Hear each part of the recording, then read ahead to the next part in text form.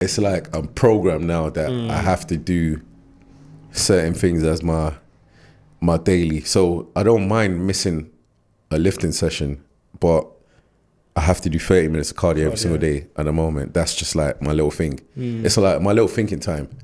It's weird. A lot of my ideas of things I need to do comes when I'm just in motion, just walking and not thinking about anything but just, right, what am I going to do next? You know what I mean? agree. Because one thing I was saying the other day, I go for runs now. Yeah. And when I go for a run, that is my time to really think about and reject my negative thoughts. I don't know, like when I'm running, I'm really able to reject, reject all the thoughts, and I'm able to, how do I like do my affirmations as such whilst I'm running.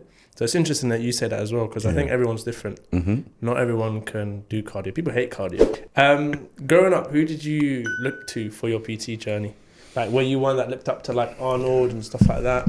You know what's mad, Or not really? Kind of just did your own thing? Just kind of did my own thing, but I used to read Muscle and Fitness magazine from school days. So I would see all Arnold's old workouts, Dorian Yates, Mike Mensa, all these old school guys, Kevin Levrone, Dexter Jackson. So I just used to just be reading magazines to figure out what workouts I'm going to do at home. Yeah. Because before I joined the gym, I had a bench, dumbbells, and a barbell in my room. So when me and my cousin, when I was 13, went to Argos and we just bought all, because we wanted to look like Goku and Vegeta. So our inspiration to be in shape wasn't even the bodybuilders, it was Dragon Ball Z that got us into that lifestyle. So yeah, I just remember like using the bodybuilding magazines just to learn, because remember back then you didn't have like YouTube like now where you could just go and just watch and learn. Yeah. You just literally picture A, picture B, picture C. So you would see like 3 stages and just figure out from that. Yeah. Yeah. Because I think back then, like you said, no YouTube. You had to learn from actually going to the gym and watching people. And watching people, So we first learned from the magazines, the pictures in the magazines. Then, when we started going gym, the elders would just correct little bits of our form. But by the time we started going gym, the elders were like, you lot already got decent foundation, because we didn't realize how strong we were, because we were just kind of competing with each other at home. So imagine like you're like 16 now and you go to the gym and you're already doing 80 kilos for 10, and the elders are looking at you thinking, wait, who's that little you? But because you're your cousin on this, we want to be like Goku and Vegeta. We're thinking the way they push themselves is normal, so that became our mentality. We took on the Dragon Ball Z mentality of just keep going. You know? Yeah. It's interesting because I think, what was your like goal when you're doing your PTing? Like, how were you promoting yourself? Were you weight loss? Was it muscle gain? Was it everything? It was kind of like everything, to be fair. But because you've built up a decent clientele of when I was, but I kind of fell into it by accident, where I remember like I was working nights, I was working doors in mostly like West End and West London. So originally started in the South, then went West End and West London. And my girl at the time, she was like, every time we go to gym together, the PTs are always coming up to you and asking, what do you think I should do with this or do with that? So she's like, if the PTs are always asking you for advice, why not become one? So I was just like, you know what, no brainer.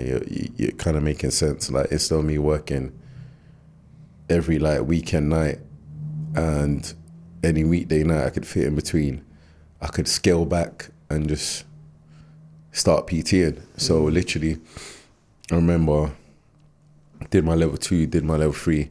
It took me I did a longer course. So now you can probably knock out a PT course in like 2 weekends.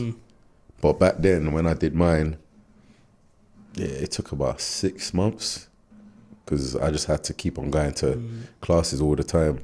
I can't remember the people I did it with, but kept on going to classes all the time in Peckham, and they proper made us take our time. You know what I mean? Was it expensive? No, it wasn't. It wasn't. So fast forward now, I don't even know the prices, but I just know that now there's so much. I think it's a good like $3,000. Oh, for real? Now I just know there's so much companies that you can just knock it out so quickly. Like now it's more about the money for them than the knowledge. But back then I just remember like every single week I was in class like 2-3 times. And I was thinking to myself, this is long, but at the same time, because it felt like I was going back to school. Yeah. I remember I told you already that school just wasn't for me. But it was a thing that when she said it to me, she was like, listen, like you're working nights, you could just ease up a bit. But the funny thing is when I first started PTing, I still was working nights. So I was doing both. Yeah. I was still grafting out both. Then when I started uni the following year, I remember like, I nearly failed first year because I was always working. I was at Fitness First in Clapham Junction. Okay. And I had between 45 to 50 PT hours a week. But that was a combination of, one, I was competing at the time. So I was always shredded. And during that period was the early period of men's physique. Yeah. So like in the gym I was working, I instantly just stood out. Like this guy is walking around training in a vest and you could see like every little detail. So like instantly everyone was just like, oh yeah, he PTs. So I was getting clients off that. Okay. Then the sales manager was my client. So that instantly helped. So imagine you're training the sales manager and people come in and sign up to the gym, then they clock in, you train the sales manager. So they're walking up to me and saying, oh, you train the guy who signed me up. I was like, yeah. So it made things fall easier for me. So it was like, you're winning them both. And then the girls who worked the reception, I got along with all of them. So if someone just walked up to them and said, oh, I need a PT, they just point on the board. Yeah.